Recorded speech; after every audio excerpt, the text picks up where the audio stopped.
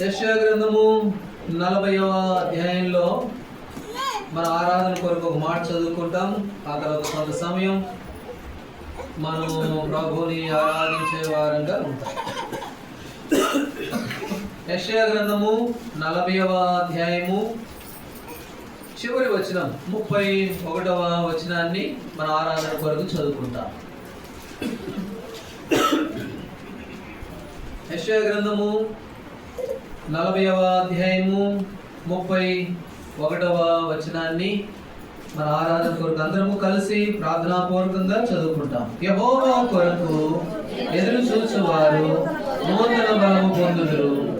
వారు పక్షిరాజు వలె రెక్కలు చాపి పైకి ఎగుదురు, అలయక పరిగెత్తుదురు, సొమ్మసిల్లక నడిచి పోవుదురు. యెహోవా కొరకు ఎదురు చూచువారు నూతన బలము పొందుదురు. ఇక్కడ ఎవరైతే దేవుని కొరకు ఎదురు చూస్తారో, ఎవరైతే దేవుని వైపు చూస్తారో వారు ఎలాంటి వారుగా ఉంటారంట? నూతన బలము పొందుకునేవారుగా ఉంటారు. కాబట్టి తన బిడ్డలైన వారికి దేవుడు నూతన బలం ఇస్తాడు. ఆయన వైపు చూసిన వారికి, ఆయన వైపు ఉన్నటువంటి వారికి ఆయన నూతనమైన బలాన్ని ఇస్తాడు. న్యాయాధిపతుల గ్రంథము 5వ అధ్యాయము 31వ వచనంలో ఆ మాట రాయబడింది. ఆయనను ప్రేమించువారు బలముతో ఉదయించు సూర్యుని వలె ఉందని పాట పాడిరి. కాబట్టి పాట పాడుతూ వచ్చారు. ఆయనను ప్రేమించేవారు బలముతో ఉదయించే సూర్యుని వలె ఉంటారు. ఆ తర్వాత నెహెమ్యా గ్రంథం 8వ అధ్యాయం 10వ వచనంలో రాయబడింది, యెహోవా యందు ఆనందించడం వలన మీరు బలము పొందెదరు అని రాయబడుతుంది. యోబు గ్రంథంలో రాయబడింది.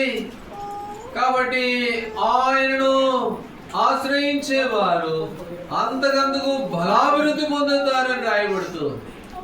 కాబట్టి మాటలన్నీ చూసినప్పుడు యెహోవా కొరకు ఎదురు చూసేవారు ఏం చేయబడతారట? నూతన బలము పొందుతారు. హన్న పాట పాడింది. మొదటి సమూయేలు గ్రంథము 2వ అధ్యాయము 1వ వచనం. మొదటి సమూయేలు గ్రంథము 2వ అధ్యాయం 1వ వచనంలో హన్న ఒక పాట పాడింది. మరియు హన్న ఆయనను నా హృదయం యెహోవా యందు సంతోషించుచున్నది, యెహోవా యందు నాకు మహాబలము కలిగింది. దేవుని యందు నాకు ఏం కలిగింది అన్నది? మహాబలము. కాబట్టి దేవునిలోనే నాకు బలము, దేవుని యందు మహాబలం కలుగుతూ వచ్చింది. మొదటి దినవృత్తాంతంలో కూడా ఉంది, యెహోవాను ఆశ్రయించండి, ఆయన బలమును ఆశ్రయించండి, ఆయన సన్నిధిని ఆశ్రయించండి. కీర్తన 16:11లో ఉంది, నీ సన్నిధిలో నిత్య సుఖములు కలవు. కాబట్టి ఆయన సన్నిధిని ఆశ్రయించడం ద్వారా బలం పొందుతాం. ఆయనను ఆశ్రయించడం ద్వారా, ఆయన సన్నిధిని ఆశ్రయించడం ద్వారా నిత్యమైన సుఖములు పొందుతాం. అయితే యెహోవా కొరకు ఎదురు చూచువారు ఏం చేయబడతారట? నూతన బలము పొందుకునేవారుగా ఉంటారు అని. ఈనాడు దేవుడు మనం ఆయన వైపు ఎదురు చూసే ప్రజలుగా ఉంచాడు. ఈనాడు 2024, 2025 వస్తుందండి. ఈ మధ్య కాలంలో చాలా మంది రకరకాల లోకం వైపు చూస్తూ ఉంటారు, లోకం వైపు ఎదురు చూస్తూ ఉంటారు. కానీ దేవుడు మనము ఆయన సన్నిధిని వెతికే వారుగా మనల్ని చేశాడు. ఆయన సన్నిధిలో నిత్యమైన సుఖం ఉంది, ఆయన సన్నిధిలో బలం ఉంది, ఆయన సన్నిధిలో నూతనమైన శక్తి, బలము, సామర్థ్యములు ఉన్నాయి. అట్లాంటి ప్రజగా మనల్ని దేవుడు ఎంచుకున్నాడు. అందుకని ఇది మన జీవితంలో గొప్ప ఆశీర్వాదం, ఇది గొప్ప భాగ్యం. అందుకనే మన దేవుని మనము ఎంతైనా స్తుతించవలసిన వారంగా మనం ఉన్నాము అని. అయితే యెషయా గ్రంథం 40వ అధ్యాయం 31వ వచనంలో యెహోవా కొరకు ఎదురు చూచువారు ఎలాంటి బలం పొందుతారంట? ఎలాంటి బలం చెప్పండి? నూతన బలము అని. నూతనమైన బలము. యెహెజ్కేలు గ్రంథంలో దేవుడు అన్నాడు, రండి, యెహెజ్కేలు గ్రంథం 36వ అధ్యాయము 26వ వచనం. దేవుడు అన్నాడు ఆ మాట 36:26 చదవండి. నూతన హృదయము నీకు ఇచ్చేదను, నూతన స్వభావము నీకు కలుగు చేసేదను, రాతి గుండె మీలో తీసివేసి మాంసపు గుండె మీకు ఇస్తాను. ఏమిస్తాను నేను?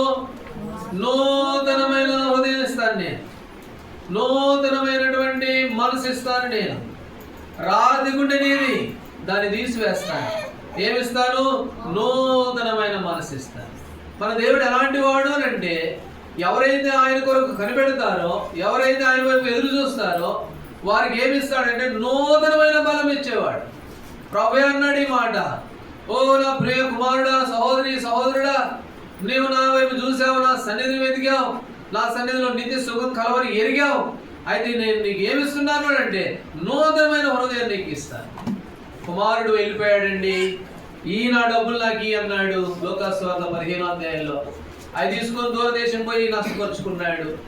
నష్టపరుచుకొని తిరిగి తండ్రి దగ్గరికి వచ్చాడు. లోకాసువార్త 15వ అధ్యాయం 22వ వచనంలో తండ్రి ఏమన్నాడు చెప్పండి? అయ్యో ఇదిగో నా కుమారుడు వస్తున్నాడు. ఏమన్నాడు? చదవండి అన్నమాట. 22వ వచనం. తన దాసులను ప్రశస్త వస్త్రం త్వరగా తెచ్చి వీని కట్టి వీని చేతికి ఉంగరం పెట్టి పాదం చెప్పులు తొడిగించండి. 3 వస్తువులు ఇచ్చాడు కొడుక్కి. ఎందుకు ఇచ్చాడు? ఈయన కొడుకు వెళ్ళిపోయాడు, అయితే వస్త్రం అంతా పాడు చేసుకున్నాడు, ఉంగరం పోయింది, చెప్పులు పోయినాయి, మొత్తం మురికైపోయాడు మనుషుడు. నూతనమైనది లేదు, నూతనమైన స్వభావం లేదు, నూతనమైనటువంటి ఉద్దేశం లేదు. ఒకప్పుడు నా దగ్గర ఉన్నప్పుడు నూతనంగా ఉన్నాళ్లే కానీ కొత్త బట్టలు ఉన్నాయి, కొత్త ఉంగరం ఉంది, మంచి చెప్పులు ఉన్నాయి, అయితే పాడు చేసుకున్నాడు మనుషుడు. అందుకని అన్నాడు, పని వాళ్ళని పిలిచాడు యజమాని, తండ్రి తొందరగా రండి, ప్రశస్తమైన వస్త్రం. ఎందుకంటే నా దగ్గరకు వచ్చే వారికి నేనేమిస్తాను? నూతనమైన హృదయం ఇస్తాను. కాబట్టి ఈ కుమారుడు నా దగ్గరికి వచ్చాడు, ఈయనకి నేను ఏమి ఇవ్వాలని? నూతనమైన హృదయం ఇస్తాను. నూతనమైన వస్త్రం ఇచ్చాడు, ప్రశస్తమైన వస్త్రం ఇచ్చాడు. అరిగిపోయిన చెప్పులు, పాడైపోయిన చెప్పులు, మరలా చెప్పులు ఇచ్చాడు. చెప్పులు రక్షణకు సాదృశ్యం, కాబట్టి వస్త్రము రక్షణకు సాదృశ్యం, ఉంగరము ఘనతకు సాదృశ్యం. ఇవన్నీ దేవుడు ఇచ్చాడు. ఎప్పుడు ఇచ్చాడు? మరలా ఇచ్చాడు, నూతనంగా ఇచ్చాడు. యెహోషువ జకరియా గ్రంథం 3వ అధ్యాయం 3వ వచనంలో యెహోషువకు వస్త్రాలు ఉన్నాయి. అయితే ఎలాంటి వస్త్రాలు అంటే అవి జకరియా గ్రంథం 3వ అధ్యాయం 3వ వచనంలో మలిన వస్త్రములు ధరించిన వాడై. కాబట్టి మలిన వస్త్రాలు ధరించి ఉంటే దేవుడు ఏమన్నాడు చెప్పండి? తీసివేయండి, ఈ మలిన వస్త్రాలు తీసివేయండి. కాబట్టి పనికి అవసరం లేదు, నేను నూతనమైన వస్త్రాలు ఇస్తా, నూతనమైన హృదయం ఇస్తా, నూతనమైన మనసు ఇస్తా, రాతి గుండె తీసివేస్తాను. కాబట్టి మలిన వస్త్రాలు నిన్ను తీసివేయండి. ప్రకటన గ్రంథం 3వ అధ్యాయంలో మాట చదువుతాం రండి. ప్రకటన గ్రంథం 3వ అధ్యాయము 12వ వచనం చదవండి. ప్రకటన 3:12.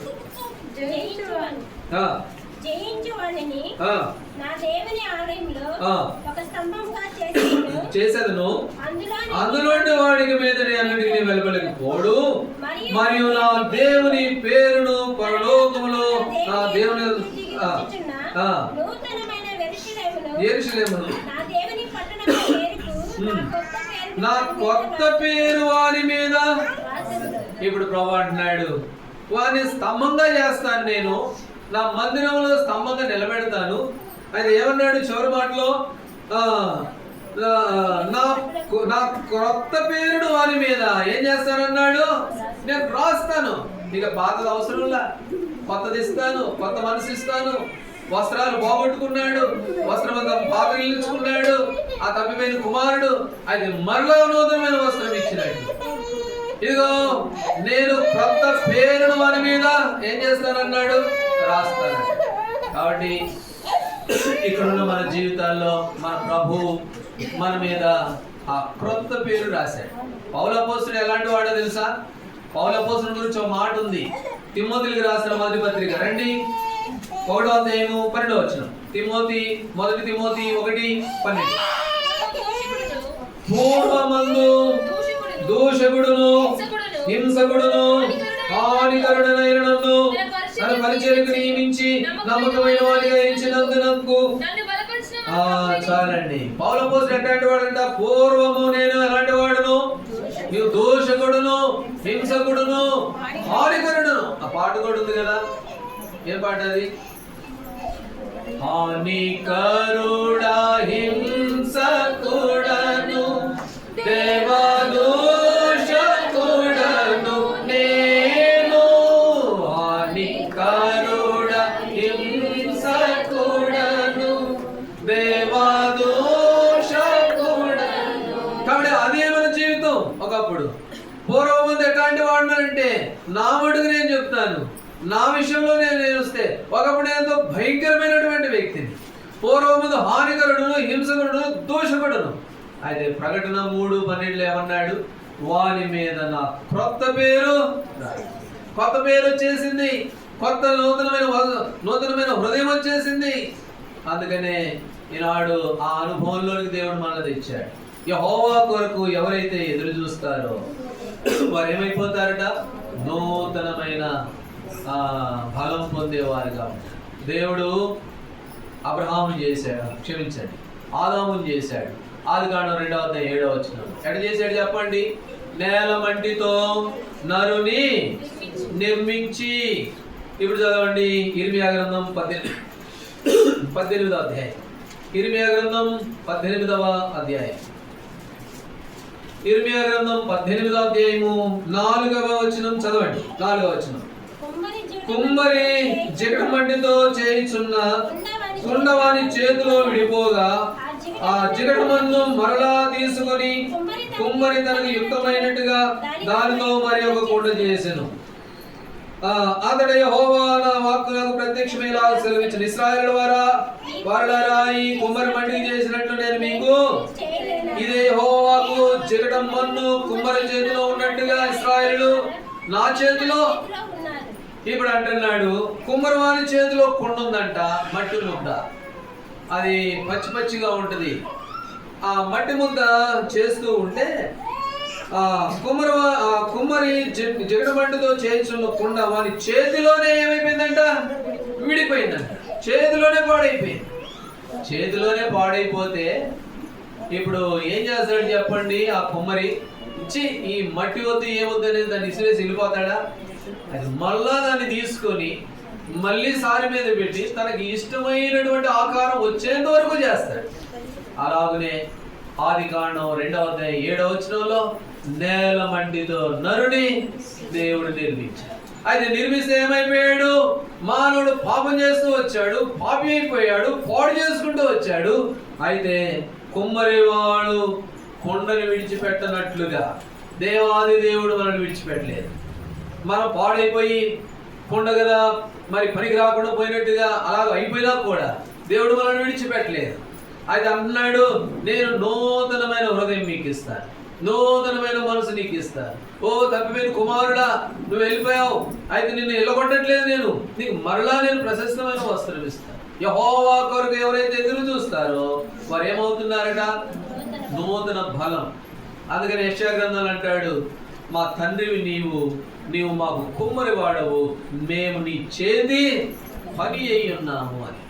కాబట్టి దేవుడి ద్వారా చేయబడినటువంటి పని ఆయన మనల్ని చేసుకుంటూ వచ్చాడు.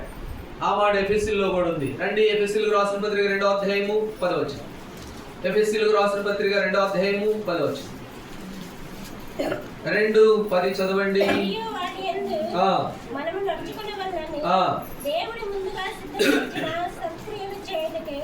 మనము క్రీస్తు యేసునందు సృష్టింపబడిన వారమై ఆయన చేసిన పని అయి ఉన్నాం. దేవుడు చేసిన పని. ఈ 2025వ సంవత్సరంలో జ్ఞాపకం చేసుకో, దేవుడు తన చేతులతో చేసుకున్న పని. ఆయన కొరకు ఎదురు చూసేవారు బలం పొందుతారు. ఆయన కొరకు ఎదురు చూసేటువంటి ప్రజగా మనల్ని ఉంచాడు. ఆయన ద్వారా చేయబడినటువంటి పని ఆయన చేతులతో చేశాడు. అందుకని అన్నాడు యెషయా గ్రంథంలో, చూడుము నా అరచేతుల్లో నిన్ను నేను చెక్కుకున్నాను. కొండ కుమరవాని చేతిలో ఆ చేతిలోనే విడిపోయిందంట. మరలా దాన్ని చేసినట్లుగా ఆదామును దేవుడు చేస్తే ఆ ఆదాము ఆ ఎదురులోనే పాడైపోయింది. మరలా దేవుడు చర్మ వస్త్రాలు ఇచ్చి మరలా బాగు చేసుకుంటూ వచ్చి ఇలాంటి ఎన్నోసార్లు మనం అలా చెడిపోయినప్పటికీ కూడా ఆయన మనం బాగు చేస్తూ వచ్చి ఆయన చేతి పని మన. అందుకొరకు యేసు ప్రభువు వారు ఏం చేశాడో తెలుసా? మనల్ని నూతనంగా చేయడం కొరకై ఫిలిప్పీ 2:6 ప్రకారం ఆయన ధనవంతుడయ్యిండి కూడా, 2 కొరింథీ 8:9 ప్రకారం ఆయన ధనవంతుడయ్యిండి కూడా తన దారిద్ర్యము వలన మనం ధనవంతులం కావాలని, ఆయన చేతి పని కావాలని మన నిమిత్తము ఏమైపోయాడు? దరిద్రుడవుతూ వచ్చాడు. ఫిలిప్పీ 2:6 దాసుని స్వరూపం ధరించాడు, రిక్తుడైపోయాడు, దీనుడైపోయాడు, తనను తగ్గించుకున్నవాడుగా యేసు ప్రభువారు. కాబట్టి ఆయన చేసిన పని 2 కొరింథీలో 5:21 రాయబడింది అన్నమాట.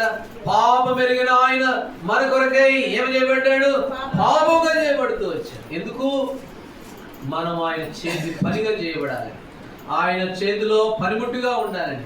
ఓ కొండ మీద పడిపోయిన కొండ మరలా కొండ ఆకారంలో తేవాలని, కోల్పోయిన రూపాన్ని తిరిగి మరలా ఇవ్వాలని, పోగొట్టుకున్న అరిగిపోయిన చెప్పులు, చిరిగిపోయిన చొక్క, మలిన వస్త్రము ఇవన్నీ తీసివేసి మరలా ప్రశస్తమైన వస్త్రము, మంచి చెప్పులు, ఉంగరము, ఘనత ఇవన్నీ ఇవ్వాలని ఆయన సొగసైనను స్వరూపమైన కోల్పోయిన వాడుగా కలువరి శిలువలో. అందుకని కొత్త సంవత్సరంలో ప్రభువా నీ త్యాగం ఎంత గొప్పది, నీ ప్రేమ ఎంత గొప్పది. అందుకని మిమ్మల్ని ఆరాధిస్తున్నా, ఘనపరుస్తున్నా. ఓ నా కొరకు ఇన్ని పనులు చేసావా? ఏదో నేను మాట మీద నోటితోటి ప్రభా నేను 24లో తప్పులు చేశానులే ప్రభా అన్నానులే, కానీ నన్ను క్షమించడం కొరకై ఇంత త్యాగం చేసావా? నీవు పరలోకం నుండి దిగి వచ్చావా? చెక్కుముక్కు రాతి వల్ల నీ ముఖం చేసుకుంటూ వచ్చావా? ఓ పాపం ఎరగని మీరు పాపంగా చేయబడుతూ వచ్చారు. కొరడా తీసుకొని నాట్యమాడుతూ వచ్చిందంటే ఆయన వీపు మీద కొరడాలు. ఎందుకు ఇవన్నీ ఓర్చుకున్నాడు అంటే మనం ఆయన రూపంలోనికి రావాలి. యెహోవా కొరకు ఎదురు చూచువారు నూతన బలము, నూతనమైన హృదయము, నూతనమైన స్వభావము, నూతనమైనటువంటి మనల్ని చేయడం కొరకై ప్రభువైన యేసుక్రీస్తు వారు ఎన్నో శ్రమలు పొందుతూ వచ్చాడు. ఆయన ప్రేమను ఒకసారి జ్ఞాపకం చేసుకున్న వారమై ఈ క్రొత్త సంవత్సరంలో ప్రభువా మిమ్మల్ని ఇంత ప్రేమ కలిగిన దేవుడు, నేను కలిగి ఉండడం ఎంత గొప్ప భాగ్యం, ఎంత ధన్యత నాకు ఇది అని చెప్పి సాగిలపడి ప్రభువును నమస్కరించవలసిన వారంట. యెషయా గ్రంథము 40:31 వచనం. యెహోవా కొరకు ఎదురు చూచువారు నూతన బలం పొందుదురు, వారు పక్షిరాజుల వలె రెక్కలు చాపి, వారు పక్షిరాజు వలె ఏం చేస్తారంట? రెక్కలు. కాబట్టి యెహోవా కొరకు ఎదురు చూసేవారు నూతన బలము పొందుదురు. ఇప్పుడు దావీదు పాట పాడాడు, ఇది మన బాగా వచ్చిన పాట. ఆ పాట పాడు. ఏం పాట చెప్పండి? అది దావీదు పాడిన పాట. యెహోవా నా బలమా,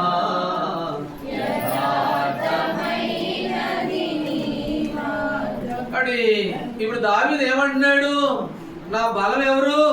నా బలం ఎవరు చెప్పండి? యెహోవా నీవే నా బలం. నా బలం ఎవరు? నీవే. 62వ కీర్తన రండి, 62వ అధ్యాయము 11వ వచనం. కీర్తనల గ్రంథం 62:11. బలము తనదని ఒక మారు దేవుడు సెలవించును, 2 మారు ఆ మాట నాకు. బలం ఎవరిదంట? బలము నాది అని ప్రభు అన్నాడు. బలం ఎవరిదని అన్నాడు? బలము తనదని ఒకసారి దేవుడు చెప్పాడు, రెండోసారి కూడా నాకు వినపడింది. అంటే దాని అర్థం ఏంటి చెప్పినా? ఈ బలమంతా నాదని మనం అనుకున్నాం, ఈ బలమంతా నాదని మనం అనుకున్నాం. అయితే ప్రభు అంటున్నాడు బలం నీది కాదు, బలము నాది. అందుకనే దావీదు అన్నాడు యెహోవా నా బలము నువ్వు, ఇది నా బలం కాదు, నువ్వే నా బలం. కాబట్టి మనం అనుకుంటాము ఈ బలం అంతా నాదండి. 2025లో నేను వచ్చానంటే పొద్దున్నే క్యారెట్ తింటాను, నేను సామాన్యంగా తిన్ను, మొలకలు 5 అప్పకి ఏం తిన్ను. అందుకని నేను 2025లోకి వచ్చింది, అది నా బలము, నా ఆరోగ్యం అంటాం. అయితే అంటున్నాడు దేవుడు, అంటున్నాడు బలము తనది, నాది బలం అన్నాడు. అందుకని ద్వితీయోపదేశకాండ 28లో రాయబడి ఉంది, సామర్థ్యము కలుగు చేయవాడు ఆయనే. సామర్థ్యము ఇప్పటి వరకు మనకి ఇచ్చినటువంటి సామర్థ్యం ఎక్కడిది? ఈ శక్తి ఎక్కడిది? ఈ బలం ఎక్కడిది? ఆయనే మనకి ఇస్తూ వచ్చాడు. మనం అంటాం అట్లయితే మీరంటే ఏదో కొంచెం బాగా ప్రార్థన చేసుకుంటారండి, మీకు ఇచ్చాడులే, మేము అంతకేముండదు, మరి నాకు కూడా ఇచ్చాడే అని అంటాం. మత్తయి సువార్త 5:45లో రాయబడింది, ఆయన మంచివారి మీదను చెడ్డవారి మీదను తన సూర్యుడిని ఉదయింపజేస్తూ ఉన్నాడు. కనికరం అది. నువ్వు నమ్మకస్తుడు ఉన్నా నమ్మకస్తుడు లేకపోయినా, నువ్వు ఎరిగినా ఎరగకపోయినా, నువ్వు రక్షణ పొందినా రక్షణ పొందకపోయినా, నీ మీద నా మీద ఆయన సూర్యుడిని ఉదయింపజేస్తూ ఉన్నాడు. కాబట్టి ఇది బలం నాది అనుకోవడానికి లేదు. ఈ బలం అంతా ఎవరిది? ఈ సామర్థ్యం అంతా ఎవరిది? ఈ ఆరోగ్యం అంతా ఎవరిది? ప్రభు ఇచ్చాడు. ప్రభు. యెహోవా కొరకు ఎదురు చూచువారు ఏం చేయబడతారు? నూతన బలం పొంది. హెబ్రీయులకు రాసిన పత్రిక 11వ అధ్యాయము శారాను గురించి, అబ్రహాం గురించి ఆ మాట చదువుతాం. రండి, హెబ్రీ 11:11 వచ్చింది. 11వ వచ్చింది. విశ్వాసమును బట్టి శారాయు వాగ్దానం చేసిన వాడు నమ్మదగిన వాడిని ఎంచుకొనడు గనుక తాను వయసు ధరించినదైనను గర్భము ధరించుటకు శక్తి పొందెను. ఆ తర్వాత అబ్రహాముడి గురించి కూడా చదువుతాం. 19వ వచనం చదవండి. 19వ వచనం. అబ్రహాము శోధింపబడి విశ్వాసం బట్టి ఇస్సాకును బలిగా అర్పించిన ఎవడు ఆ వాగ్దానాన్ని సంతోషంతో అంగీకరించును. ఆ అబ్రహాము మృతులను సహితము లేపుటకు దేవుడు శక్తిమంతుడని ఎంచిన వాడై శారా గర్భము ధరించుటకు మరి శక్తి పొందెను. ఎవరిని బట్టి? 100 సంవత్సరాల వయసు. దేవుని బట్టి శక్తి పొందుతూ వచ్చింది. అబ్రహాము కూడా, అబ్రహాము నీ ఒక్కగారు కొడుకు నాకు ఇస్తావా అంటే, ఓ నా దేవుడు మృతుల్లో నుండి కూడా లేపగలను అని చెప్పి దేవుని బట్టి శక్తి తెచ్చుకుంటూ వచ్చాడు. కాబట్టి ఈనాడు మనకు బలం ఇచ్చేవాడు ఆయనే. మన శక్తితో నింపేది ఆయనే, సామర్థ్యం ఇచ్చేది ఆయనే. బలము అంటే ఏదో బరువులు ఎత్తడం కాదు. శారా తన కుటుంబంలో వచ్చినటువంటి శక్తి, అబ్రహాము తన విశ్వాస జీవితంలో వచ్చినటువంటి పరీక్షలో ఉన్నటువంటి శక్తి. కాబట్టి ఇవన్నీ దేవుడే మనకి ఇస్తూ వచ్చాడు. ఆయన కొరకు ఎదురు చూసేవారు నూతన బలం పొందుతారు. కాబట్టి ఎవరు ఆ బలాన్ని పొందుతారంటే, మొదటి తలంపులో దేవుని సన్నిధిని వెతికేవారు ఆనందిస్తారు, వారు బలం పొందుతారు. రెండవది, నూతనమైన హృదయం, నూతన స్వభావం ఇస్తానన్నాడు. ఎవరైతే ఆయన వైపు ఎదురు చూస్తారో వారి పాత జీవితం అంతా తొలగించి నూతనమైన హృదయం ఇస్తారు, కొండని చేసినట్లుగా. కాబట్టి మూడవదిగా ఆ బలము ఎవరిది అంటే దేవుడిదే, మన కాదు, మన శక్తి కాదు, మన సామర్థ్యం కాదు. అందుకే రాజుల గ్రంథంలో అక్కడ ఒక దైవజనుడు ఉన్నాడు. అక్కడ ఆహారం పెడితే ఆ ఆహారం తీసుకొని ఆ ఆహారం బలము చేత ఏం చేస్తూ వచ్చాడు? అనేక దినాలు ప్రయాణం చేస్తూ వచ్చాడు. దేవుడే బలపరిచేవాడు. న్యాయాధిపతుల గ్రంథంలో మాట చదువుతాం. రండి, 7వ అధ్యాయం 12వ వచనం. న్యాయాధిపతుల గ్రంథం 7వ అధ్యాయము 12వ వచనం. 7:12. లెక్కకు మిడతల వలె ఆ మైదానంలో పడి ఉండేది. వారి ఒంటెలు సముద్రంలో ఇశ్రాయేలు లెక్కలేనివై. గిద్యోను బలహీనుడైపోయాడు. గిద్యోను వాస్తవంగా అంత బలం లేదు, 300 మంది ఉన్నారు. అయితే శత్రువులు ఎట్లున్నారు? లెక్కకు మిడతల వలె. అయితే ప్రభువుని బట్టి బలం తెచ్చుకున్నాడు గిద్యోను. 300 మందితో పోయి యుద్ధం చేస్తూ వచ్చాడు. పౌలు అపోస్తలుడు అన్నాడు ఆ మాట ఫిలిప్పీయులకు రాసిన పత్రిక 3వ అధ్యాయంలో, నన్ను బలపరచువా అని అందే నేను సమస్తము చేయగలను. 4వ అధ్యాయం 13వ వచనం. ఫిలిప్పీ, నన్ను బలపరచువా అని అందే ఏం చేస్తాను? నేను సమస్తము చేయగలను. బలపరిచే దేవుడు. అలాంటి దేవుడిని కలిగి ఉన్నాం. ప్రభువా, ఈ నూతన సంవత్సరంలో నీవు అనేకులు బలపరిచావు కదా, నన్ను కూడా బలపరుస్తావు ప్రభువా. అందుకే నిన్ను ఆరాధిస్తున్నాను. నీ కొరకు ఎదురు చూసేవారు నూతన బలం పొందుతారని మీరే అన్నారు. నన్ను ఎదురు చూసే బిడ్డగా చేసుకున్నారు. నూతనమైన హృదయం, నూతనమైన జీవితం నాకు ఇచ్చారు. గత సంవత్సరం పాపాలని క్షమించారు. నూతనమైన హృదయం ఆ తప్పమైన కుమారుడికి ఇచ్చినట్లుగా నాకు ఇచ్చారు. అంతేకాదు, ఇవాళ ఇంతవరకు నేను ఉన్నాను అని అంటే ఈ బలం నాది కాదు, ఈ సామర్థ్యం నాది కాదు, మీరే నన్ను బలపరుస్తూ వచ్చారు ప్రభువా. అందుకే మిమ్మల్ని ఘనపరుస్తున్నాను, ఆరాధిస్తున్నాను అని చెప్పి కొన్ని నిమిషాలు ప్రభువును మనం ఆరాధించవలసిన వారంగా ఉన్నాం. న్యాయాధిపతుల గ్రంథం 16వ అధ్యాయంలో తర్వాత మనం ప్రభువును ఆరాధించే వారంగా ఉంటాం. 16వ అధ్యాయం 19వ వచనం. న్యాయాధిపతుల గ్రంథం 16వ అధ్యాయము 19వ వచనం. చదవండి 16, 19. అతను ఎదురుకొచ్చి ఒక మనుషుని పిలిపించి వారి చేత అతని తల మీద 7 జడల క్షౌరం చేయించి అతన్ని బంధించడం మొదలుపెట్టును.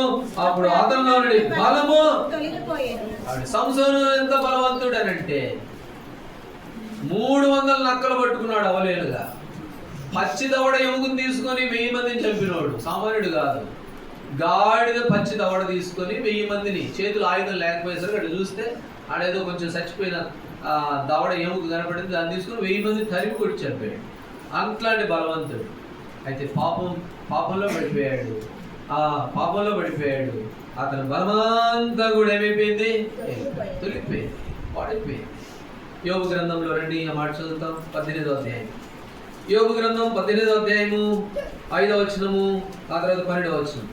భక్తిహీనుల దీపము ఆర్పివేయబడును, వారి అగ్ని జ్వాలలు ప్రకాశింపకపోవును. 12వ వచనం. వారి బలం క్షీణించబోను, వారిని కూల్చుటకు ఆపద. కాబట్టి భక్తిహీనులు ఏమైపోతారు? బలహీనులైపోతారు, క్షీణించిపోతారు. ఒకప్పుడు మన జీవితంలో భక్తిహీనులు, సంసోను వలె వాస్తవంగా బలవంతులుగా ఉండాల్సిన మనం భక్తిహీనులమైపోయి బలహీనులమైపోయి క్షీణించిపోయినటువంటి వారు. అయితే ప్రభు మరలా మనల్ని బలవంతులుగా చేయడానికి ఇష్టపడ్డాడు. 2025లో తీసుకుని వచ్చాడు. యెహోవా కొరకు ఎదురు చూసే ప్రజగా మనల్ని చేసుకున్నాడు. నూతనమైన హృదయం, నూతనమైన మనసు, నూతనమైన తలంపులు ప్రభు మనకి ఇచ్చాడు. ఆయన ఆరాధించే ఒక శ్రేష్టమైన గుంపుగా మనల్ని చేసుకున్నాడు. కాబట్టి అందుకొరకు యేసు ప్రభు వారు ఎంతో శ్రమ పొందుతూ వచ్చాడు. పరలోక రాజ్యాన్ని విడిచిపెట్టాడు. నీ కొరకే నా కొరకే గాయపరచబడ్డాడు. మన కొరకే రక్తాన్ని చిందించాడు. ఆ రక్తం ద్వారా మనల్ని కడిగాడు. శాంతంగా ఎంతో ప్రేమిస్తూ ఉన్నటువంటి దేవుడు. ఇలాంటి దేవుడిని కలిగి ఉండడం ఈనాడు మన జీవితంలో ఎంతో గొప్ప భాగ్యం కనుక ప్రభువా నువ్వు చేసిన మేలుకి ఏమి ఇవ్వగలను. అయితే ఈ సంవత్సరం ఈ రోజు నుంచి మరి నా జీవితకాలం అంతా మిమ్మల్ని స్తుతిస్తాను. జేసీ రావు గారిని మంచి దైవజనుడు ఉన్నాడు, జేసీ రావు గారు. ఆయన ఢిల్లీలో సేవ చేస్తూ ఉన్నాడు, ఇప్పటికే ఉన్నారు పెద్దలు. అయితే వాళ్ళ కుమారుడు మరణ పడకలో ఉన్నాడంట. కుమారుడు మరణ పడకలో ఉన్నాడు. యాక్సిడెంట్ ఏదో జరిగింది, మరణ పడక. ఒకటి కొడుకు మరి ఏమో బాగా అల్లారుముద్దుగా పెంచుకున్న మనుషుడు, నేనేమో పెద్ద ఆయన ముసలాయన. అయితే అక్కడ కూర్చొని పాట పాడాడు. కొడుకు దగ్గర కూర్చొని ఇక డాక్టర్లు కూడా కష్టం అని అన్నప్పుడు ఆ పాట రాశాడు ఆయన. ఏమని, ఏ పాట అంటే, ఈ జీవిత యాత్రలో ఏమి సంభవించిన మహిమానికే ఓ ప్రభు, ఇది ఏనాటిన ప్రార్థన. కాబట్టి ఏ విషయంలో అయినా సరే దేవుని కనపరుస్తూ వచ్చాడు. అన్ని విషయాల్లో ప్రభుని ఆరాధిస్తూ మహిమపరుస్తూ వచ్చాడు. అంటే నూతన సంవత్సరంలో ప్రభు మన కొరకు ఎన్నో శ్రమలు పొందాడు, ఎన్నో గాయపరచబడ్డాడు, మనల్ని నూతనమైన ఒక వ్యక్తిగా చేసుకున్నాడు. అయితే ఈ సంవత్సరం అంతా కూడా ప్రభా ఏ పరిస్థితుల్లో, ఎలాంటి పరిస్థితుల్లోనైనా కాబట్టి మీకే మహిమ, మీకే ఘనత, మిమ్మల్ని ఘనపరుసు ఆరుస్తా మహిమపరుస్తానని చెప్పి ప్రభుని స్తుతిస్తూ ఇది మొదలుకొని ఈ సంవత్సరం అంతం వరకు కూడా మనము ప్రభువుని మహిమపరుస్తూ ముందుకు సాగే వారంగా ఉంటాం. యెహోవా కొరకు ఎదురు చూచువారు ఏం పొందుతారట? నూతన బలం. నూతన బలం పొందాం, నూతన బలముతో నింపబడుతూ ఉన్నాం. అలాగూ ప్రభువుని ఘనపరుస్తూ మహిమపరుస్తూ మనం ముందుకు సాగే వారంగా ఉంటాం. కాబట్టి విన్న వాక్యం ఆధారం చేసుకొని ప్రభావం మీరు మీ వైపు చూసే బిడ్డగా నుండి ఇచ్చారు, నూతనమైన హృదయం ఇచ్చారు, నా కొరకై ఎన్నో శ్రమలు అనుభవించారు, మీ చేతులతో నన్ను చెక్కుకున్నారు. అంతేకాదు ఈ శక్తి బలము నాది కాదు, మీరే నాకు ఇచ్చారు. మీ సామర్థ్యం చేతనే ఇవాళ ఇట్లా నేను ఉన్నాను ప్రభువా. వాస్తవంగా భక్తిహీనుడు వారి బలం క్షీణించిపోద్ది. నేను వాస్తవంగా భక్తిహీనుడినే. సంసోను చూస్తే అర్థమైపోయింది నాకు. భక్తిహీనుల దేవు ఆర్పివేయబడిన యోగులో ఉంది. ఎలాంటి భక్తిహీనుడు, బలహీనుడను నన్ను బలపరిచావు, నన్ను బలపరచు అనేది సమస్తము చేయగలను పౌలు అపోస్తలుడు అన్నట్లుగా బలపరిచావు. ఏమి ఇవ్వగలను తండ్రి అని చెప్పి కొన్ని నిమిషాలు క్లుప్తంగా ప్రభుని స్తుతించి ఆరాధించే వారంగా ఉంటారు. ఈ కొత్త సంవత్సరంలో మరి ప్రభుని ఆరాధించడానికి సిద్ధపడిన వారు త్వరగా క్లుప్తంగా అందరికి రావడానికి తీసుకోండి. 1-2 మాటలైనా చాలు, అంతేగాని మీరు ఎక్కువ సమయం తీసుకోకండి. క్లుప్తంగా 1 మాట 2 మాటలతో ప్రభుని ఆరాధించవలసిందిగా మీకు కోరుతూ ఉన్నాం. ఒకరి తర్వాత ఒకరము అలా